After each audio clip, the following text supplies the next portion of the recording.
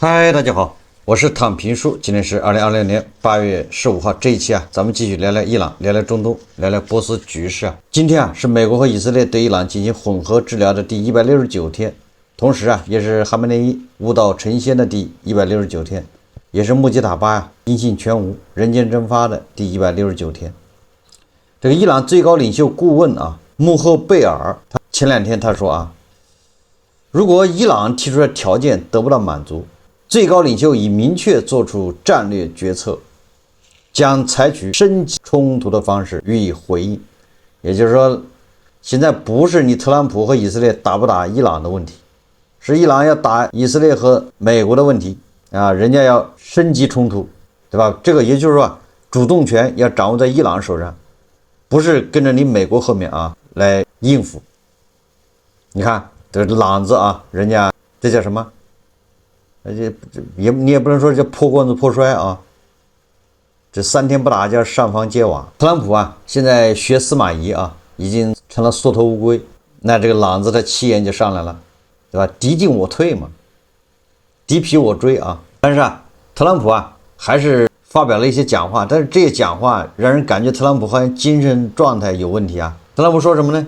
根据凤凰网报道据 CNN 报道说特朗普表示他永远不会为对伊朗采取军事行动道歉，并说为了阻止伊朗拥有核武器，更高的汽油价格是值得的。你们汽油费稍微贵了一点，但请记住，你们这样做是为了阻止伊朗拥有核武器，我们不想让他们拥有核武器，所以当你们不得不多付一点钱的时候，请记住这一点。特朗普是周五在纽约州的一次活动上说的确实美国现在很多人他被这个汽油涨价所困扰，这个我们要理解因为美国很多人他本来就是月光族就是这个月赚的钱这个月花嘛，或者说这个月赚的钱还上个月的这个账单，对吧？那基本上他是收支平衡，他没有富裕。如果他收入没涨，但是他油价不停的涨，而油价在美国人的生活中占比还是比较高的，影响比较大。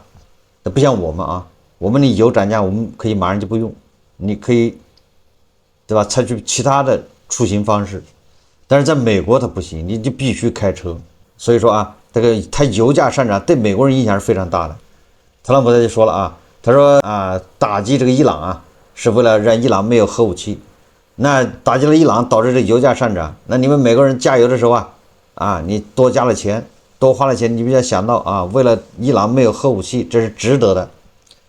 万一伊朗有了核武器，你以后那就不是加油多花点钱的问题是你还有没有机会加油的问题。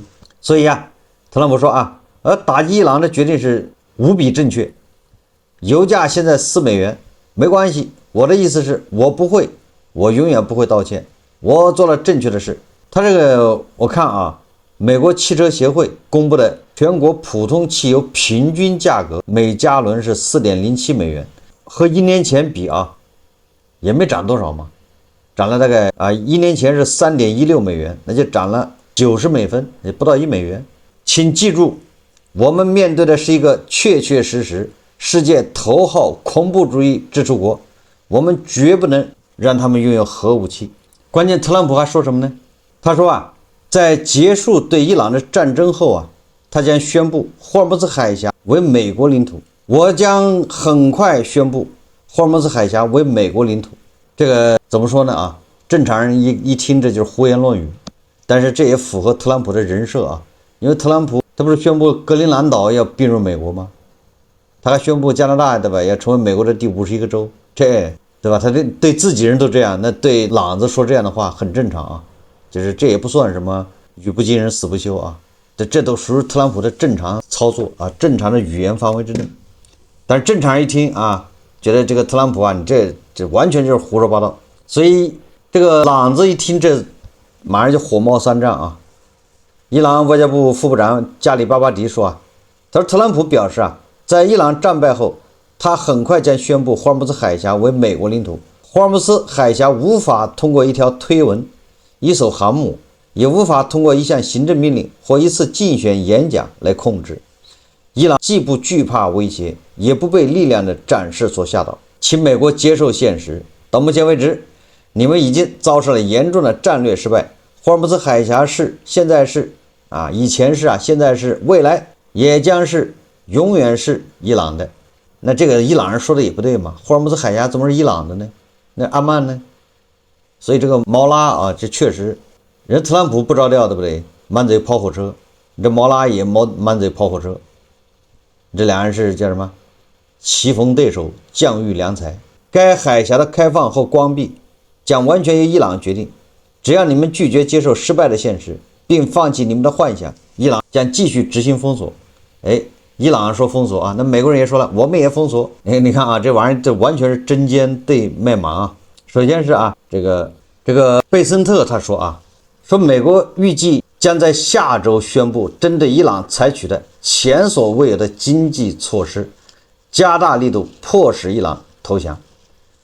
贝森特周四在接受新闻媒体采访时表示啊，有关措施将采取历史上从未见过的措施，对一个国家进行经济孤立，也就是后面啊，这个要对伊朗进行这个经济上的封锁，而且这个封锁力度措施史上罕见，没见过。也不知道用什么经济武器啊，对伊朗进行制裁。他补充说啊，此举将是组合拳的一部分，另一部分为继续封锁伊朗港口。也就是啊，贝森特的意思就是配合美军啊封锁伊朗港口，美国的财政部要对伊朗还要进行其他的经济上的就是史上从未见过的一种措施来摧垮伊朗的经济。那这个当然了，要配合美军对伊朗港口的封锁。那么说到封锁啊，美国的战争部长豪克塞斯他又说啊，他说美国海军可无限期维持对伊朗的封锁，因为我们可以让船轮替，我们必须也会这么做。美军7月14日恢复对伊朗整个海岸线，包括港口和石油码头的封锁，禁止船只进出伊朗水域。封锁已对伊朗造成严重的永久的经济损失。美国副总统万斯则在福克斯新闻上说啊，美国在伊朗战争中首要任务是确保美国国内石油和汽油价格保持低位，阻止伊朗获得核武器则位居其次啊。这个是媒体啊，恐怕是曲解了万斯的意思啊。法新社指出啊，万斯这番言论与特朗普对这场战争的定位形成鲜明对比。特朗普一再指出，发动战争的唯一目的是阻止伊朗获得核武器，即便这意味着美国人会在短期内蒙受经济损失。万斯的言论也凸显了战事如今聚焦于霍尔木兹海峡的控制权，这一议题已被伊朗推到谈判议程的首位。特朗普周三在社交平台发文称，美国完全控制了霍尔木兹海峡。伊朗巴斯基民兵武装组织负责人塔伊布隔天反驳称霍尔木兹海峡在伊朗的控制和管理之下。伊朗中央军事司令部当天持械时候说未经德黑兰许可，任何船只都不得通过霍尔木兹海峡。那目前看特朗普确实也在学司马懿就是避免军事打击，也避免这个升级，然后采取的就是经济封锁然后这个军事封锁伊朗的港口，然后经济上继续施压，看谁守不住，对吧？看谁承受不了，先耗到这个中期选举再说这个大概就是特朗普的这个策略那伊朗人不可能让这个事态完全按照特朗普的想法去发展，那他一定按照这个刚才伊朗的最高领袖的顾问说的他们伊朗要升级战争，我觉得有可能那看伊朗怎么升级战争呢？这个就不得而知了。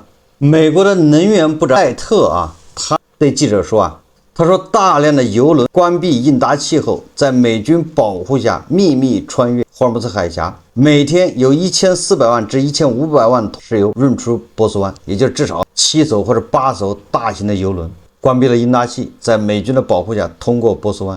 这个当然了，这是美国人自吹自擂不知道这具体情况到底怎么样不清楚。伊朗的外长阿拉戈齐在社交平台 X 上发帖，正告美国不要误判形势，说美国长期以来因情报失误而屡屡判断失准，美伊冲突就是典型的例子。阿拉戈齐指出如今美国在霍尔木兹海峡问题上又犯下了更严重的错误。他提醒到，比假新闻更糟糕的是假情报，美国务必小心。也就是你美国人被假新情报所误导，你们误判形势。那说说伊朗国内呢，是不是他所说的那样啊？网上有很多视频啊，显示伊朗北部马德兰地区缺水、缺汽油，排队等加油的车辆从山脚排到山顶。这个有很多这样的视频啊。所以这个就让我们就纳闷啊，伊朗和俄罗斯，对吧？阵营联盟大哥三弟，那都是能源大国，怎么能源大国打着自己加油都成问题呢？这是为啥？不好理解是吧？不太好理解。两个都是能源大国，两个打着两个没油了，然后指望着这个美国的油价涨到美国老百姓受不了，但是美国的油价又没怎么涨。美国的油价没怎么涨啊，对吧？刚才也说了嘛，才4.07美元一加仑，比去年啊没打仗之前也就多了不到1美元啊。为什么会这样呢？这个日经中文网啊，他今天看了一篇报道，但是日本人，我想他肯定是别有用意啊，不怀好心。他是这么说的，他说中国啊，在让原油150美元的预言落空。就是霍尔木兹海峡一紧张之后啊，这个资本市场啊，这个原油市场都有传言是吧？说很快就要到150美元一桶，那最后为什么没到呢？哎，对吧？现在最高好像到100多一点是吧？离150还远着呢。那为什么没到150美元一桶？这个日经中文网他说啊，他说中国在让原油150美元预言落空。我们看着怎么说的啊？他说啊，在伊朗局势恶化的3月上旬，欧洲有调查公司预测原油价格将涨至每桶135美元，还有不少美国分析师预测将突破150美元。但5月之后，低于100美元以下的状况一直在持续，也就是超过100美元也只有在4月份啊，就那么一段时间超过了100，后面一直在100以下，90多美元。有市场人士指出啊，市场平衡取决于北京的选择。尽管美国与伊朗的对立仍在持续，原油价格依然维持在每桶100美元以下的水平。此前一度有观点认为，若局势长期化，油价可能升至每桶150美元，但实际涨幅有限。这背后，作为调节者发挥作用的中国的存在。如果伊朗紧张局势持续4个月，布伦特原油价格可能达到135美元。在伊朗局势恶化的3月上旬，欧洲调查公司曾这样预测，也有不少美国分析师预测将突破150美元。而5月之后啊，油价就跌破了100美元。不过，自5月以来，欧洲原油指标布伦特原油期货和美国原油指标德克萨斯中质油期货基本维持在低于100美元的水平。即便在谈判陷入僵局的8月13日，两者也分别徘徊在87美元和81美元，也就是现在霍尔木兹海峡就这么个现状，那对吧？原油价格也只有87美元和81美元，你不管它通还是不通，现在就是，那为什么会保持在这个价格呢？87美元和81美元呢？这个日经中文网他说大国在背后的作用，他说这种油价涨势受到抑制的背后有中国的存在。作为全球最大的原油进口国，中国在美伊军事冲突前每日进口约1200万桶。标普全球的数据显示，自5月以来，中国的海上原油进口量每日减少约500万桶。这一下降正在抑制全球油价上涨。市场取决于北京的选择。欧洲调查公司分析师马特·史密斯表示他说中国并未高价购买原油，而是等待价格回归正常水平。他表示在能源要到霍尔木兹海峡通航受阻的情况下，中国并未高价采购，而是通过释放此前储存的库存来满足自身需求。而标普全球预测说中国的原油库存约为15亿桶，并分析称，正是由于这一庞大库存的释放，使中国成为原油供需的调节者。该机构石油市场负责人吉姆·伯克哈德指出当前的市场平衡完全取决于北京的选择，而中方也表达了同样的看法。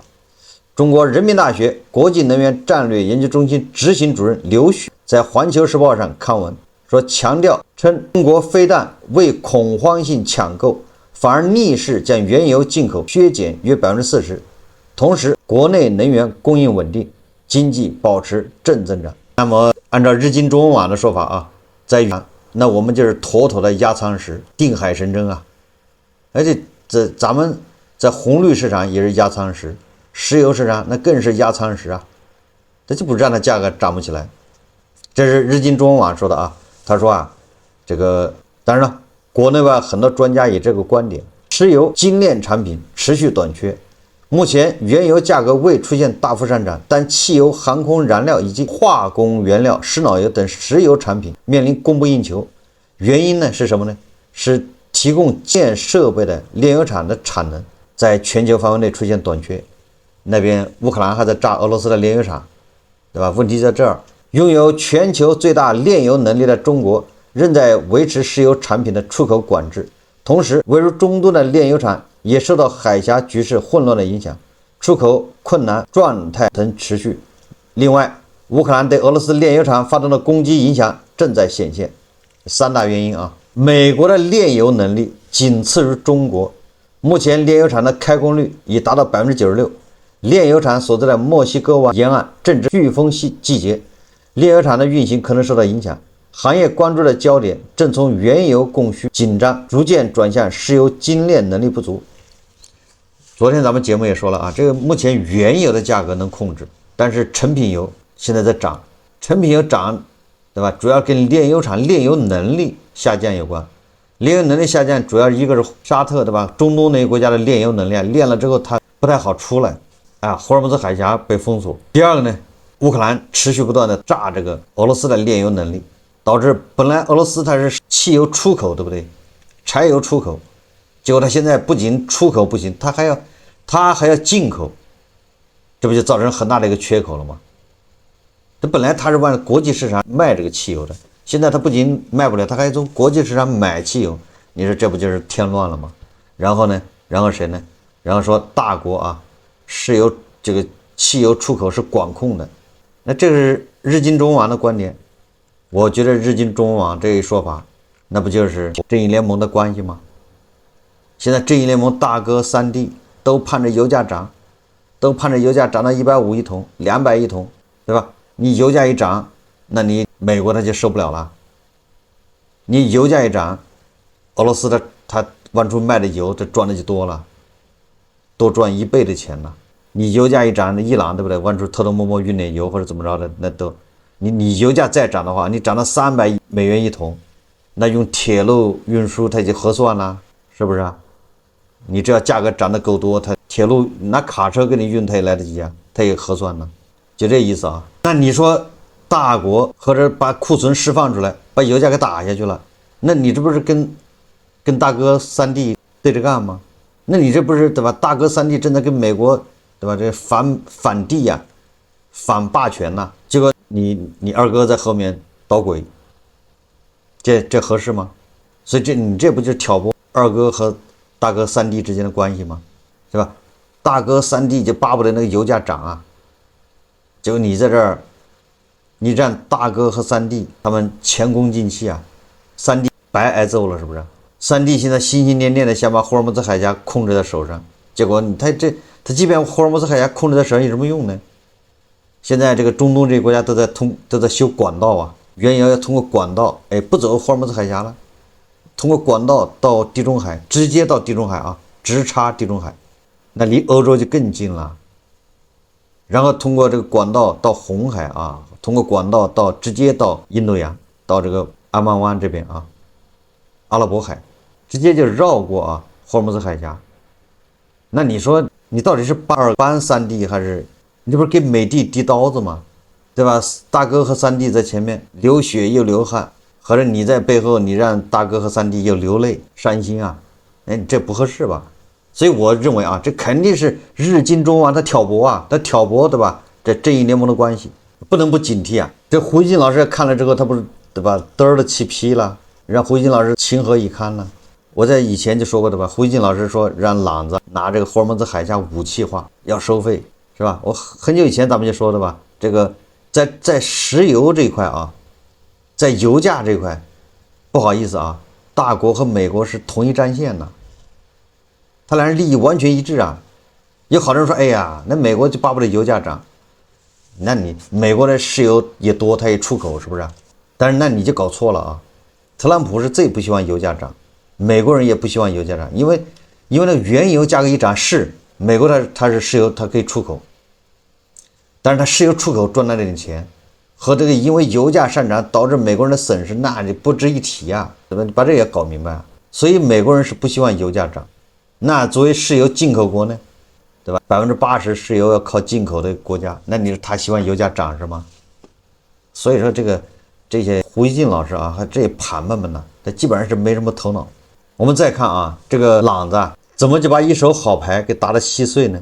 伊朗手里的海峡王牌正在被全世界联手废掉。美伊对战半年，霍尔木兹海峡石油运输量从战前每天2000万桶直接跌到370万桶。这条全球最重要的能源咽喉正在被各国联手绕开。数据说明一切啊！7月23号，海峡单日只有6艘船完成通行，6艘船那差不多嘛？那一艘200万桶，对吧？这不就1200万桶吗？再往前几天，瑞银追踪到只有1艘油轮进出海湾，战前日均通行是125艘，现在连零头都不到。天然气出口近乎停滞，满载卡塔尔的这个船舶啊，近2周都没有出到这个海峡。海湾国家被逼到不得不换路，对吧？换思路，换这个脚下的路啊。阿联酋最拼，面向阿曼湾的富查伊拉港，施工人员昼夜不停地铺设新的原油管道，计划把绕过海峡的输油能力从每天180万桶翻倍到360万桶，让阿布扎比几乎所有的陆上原油都不经海峡直接上船。新管道预计2027年完工。沙特也在加速，全长1200公里的东西向的输油管道横贯阿拉伯半岛，直通红海的盐布港，眼下每天能运700万桶。沙特官员正打算再扩100万到200万桶，还要修一条平行管道，专门成品油。而科威特啊也没闲着啊，还约旦都在跟沙特协商，通过沙特接入沙特那个管道啊，往出运油。伊拉克和约旦重启搁置已久的管道，计划每天把100万桶原油送到红海沿岸的雅卡巴港。最关键的啊，我一直说的啊，就是这个伊拉克加快修复一条从基尔库克到叙利亚的地中海沿岸的管道。这个管道以前修了一点，但是后来战火啊把它又摧毁了，现在又接着修啊。昨天咱们也说了，修管道是一个，第二个呢，这些中东王爷国啊，现在跑到亚洲，就是这个东亚这儿，就是客户这儿，跑到客户家门口，跑到客户家里买地来搞油库。你说这够狠了吧？他把他的这个石油库存直接放到客户门口，哎，堆在你门口。海湾国家在亚洲囤油，在韩国、日本和印度大扩建储油设施，确保就算海峡被封，亚洲市场也有油可卖。那亚洲的市场的油也不会断，对吧？这价格波动也不会太大。那再加上某个大国那个15亿桶的这个库存呢，确保这个国际油价啊不会有太大波动。所以这个美国的财政部长贝森特他说了啊，未来海湾70%的油都要从管道运输，根本就不走霍尔木兹海峡了。你伊朗人你就赌吧，就这意思啊，随便赌。那么在印度啊召开了这个金砖国家峰会，伊朗的央行行长啊去突然轰啊这个金砖国家峰会。所谓的炮轰什么意思呢？伊朗的央行行长就不客气了啊，他就直接说，我们如期在这儿坐而论道啊，谈论怎么样超过什么，对吧？全球什么欧洲国家、北方国家，因为金砖国家叫南方国家嘛，啊，怎么样超过他们，在这坐而论道，一天到晚的讨论，我们还不如大家一起伸出援手来拉伊朗一把，把伊朗经济搞好了，让这个美西方看一看我们金砖国家多厉害。你看这个朗子还挺厉害的啊，这个6000年文明啊，果然不一样，道德绑架。说这个金砖国家咱们天天坐在这儿吹多厉害多厉害，那不如咱们拿出切实行动，对吧？来拉伊朗一把。怎么拉呢？给伊朗进行货币互换，你把红票子换伊朗的里亚尔是吧？然后这个印度啊拿跟伊朗换，还有这个巴西对吧？巴西是什么？那你跟就是本国货币互换，因为这个朗子它没有美金啊，那怎么办呢？问题是你说金砖这个国家哪个也不富裕啊，我换你的里亚尔干啥呢？你那里亚尔现在，对吧？那贬值那么快，对不对？谁愿意那么傻跟你换呢？那里亚尔贬值速度对吧？现在是190万还是200万里亚尔换1美元，1美元，对吧？战前是90万吧，里亚尔换1美元，现在是200万里亚尔换1美元。那谁那么傻把钱跟你换呢？所以金砖国家都是摇头说这个方法不好，我们要从长计议。这朗子就是要拉兄弟一把，对吧？大家天天坐这儿喝茶吹牛开会，天天开啥意思啊？这峰会开了一个又一个，来点实际的吧。结果没一个国家搭话没人搭理他。大家还记得俄罗斯吧？俄罗斯跟乌克兰侵略乌克兰的时候，那个美国就一下把那个俄罗斯踢出了 SWIFT 系统，然后普京马上，对吧？就说我们要单搞一套，所以俄罗斯就搞了俄罗斯版的 SWIFT， 然后俄罗斯就搞出对吧？俄罗斯跟这些什么金砖国家、什么上合组织等等吧，就是一切他能掺和的这些小团体，然后建议大家都用俄罗斯的那个俄罗斯版的 SWIFT， 大家接入这个。我记得有一阵子还天天还报道说，对吧？有多少国家接入了多少国家用这个来交易了，不用你美国的，对吧？咱踢开美国，不用他那玩意儿用这个咱俄版的 SWIFT， 然后就是普京搞什么货币互换，拿卢布换红票子，拿卢布换卢比，拿卢布就都互相这个货币互换，这样就不要美元就不跟你美国燃。结果呢，现在呢，一头挑子一头热也就是你普京，你心心念念的想这么干，人家谁搭理你人家都是嘴上说好，但是换不好意思没有，是吧？所以印度就占俄罗斯好多便宜印度从俄罗斯买，对吧？买大量的石油，给他付卢比，然后俄罗斯人拿了大量的卢比也用不掉，本来他是准备拿着卢比就换点人民币，是吧？那人家也不愿意对吧？卢比换人民币的，我换着我干啥呢？对吧？他想这样，俄罗斯人想这样换，知道吧？就是他组个小群里面，然后他说的好听人民币国际化，对吧？我把你人民币在小群里面用，实际上就是俄罗斯他往出卖石油，收回来乱七八糟的钱，然后全部给你换人民币，换了之后是从你中国买那个什么，对吧？买那些机床设备汽车反正你是生产制造大国嘛，什么都有，对不对？都能买到。这小算盘打得啪啦啪啦响，但是大家有没有发现，这4年过去了，没有动静了？为啥？就是剃头挑子一头热对吧？虽然咱们说叫正义联盟，那是正义联盟的事，那还是各算各的账正义联盟咱也只是说在一切责任在美方的时候，咱们是一波的，剩下的时候不一定是一波对吧？甩锅的时候，那美帝是背锅侠，但不甩锅的时候，未必这个二弟跟三弟跟大哥是吧？对吧？这就是一波的。所以你看现在地保不再喊着是吧？什么要单搞一套了。地保有一阵他喊人民币国际化取代美元，他就忽悠，他就拱火教育让你上。现在朗子也来了朗子也来忽悠，对吧？中东这些完业国都在修管道绕过霍尔木兹海峡，都在往外运油的同时，而伊朗人呢，他有管道吗？他没有管道，他就是想修，他没钱修。再说他修往哪儿修呢？他管道往哪儿修他的港口现在被美军封锁了。还是伊朗的内政部长说的比较实在，针对美国的制裁对吧？对伊朗的这种经济的伤害，伊朗商会进出口管理委员会副主席乌德杰兰表示他说伊朗每年接收大约400至500载有必需品的船只，就是每年必须有400船的东西要运进来，这使得任何试图用陆运输替代海上进口的尝试都变得不切实际。什么意思500艘船集装箱对不对？运进来货物嘛，你用火车往伊朗，这个乌德杰兰就说了，那是不可能的。这是伊朗官员呐，他强调，替换一艘运往伊朗的载有必需品的船将需要大约2500辆的卡车，所以陆路运输根本无法弥补美国的海上封锁。谈判是恢复贸易的唯一现实途径，这就是美国人，对吧？它叫封锁伊朗到底的一个根本原因，就是封锁你就没办法，你通过火车、汽车，你要从巴基斯坦，再从某些大国那儿拉东西，那简直是杯水车薪啊！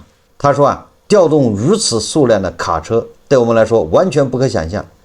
即使能够调动，运输成本也会急剧上升。那伊朗的油呢？伊朗自己都没油，对不对？他告诫政府，不应指望陆路走廊来替代该国的南部港口，而且地缘政治的原因，邻国可能随时限制边境交通，而且这些铁路线缺乏处理必要货物量的能力。所以前一阵子，对吧？有好多谈判说，哎呀，伊朗开通铁路要从哪儿运什么东西，那都是做梦啊！运点粮食可以，对吧？你其他东西运都不合算呢，用粮食那是救命的啊，活不下去了，运点救济粮啊！这是伊朗商会进出口管理委员会副主席乌德兰杰说的。也就是说啊，这就是佩泽西奇扬为什么着急的原因，为什么要跟美国人谈判的原因。再这么封锁下去，活不成了。伊朗具体能坚持到什么时候？伊朗是不是要升级战争？我们拭目以待。好，这期节目咱们聊到这里，感谢大家收看。如果喜欢我的节目，欢迎订阅、点赞、评论，谢谢大家。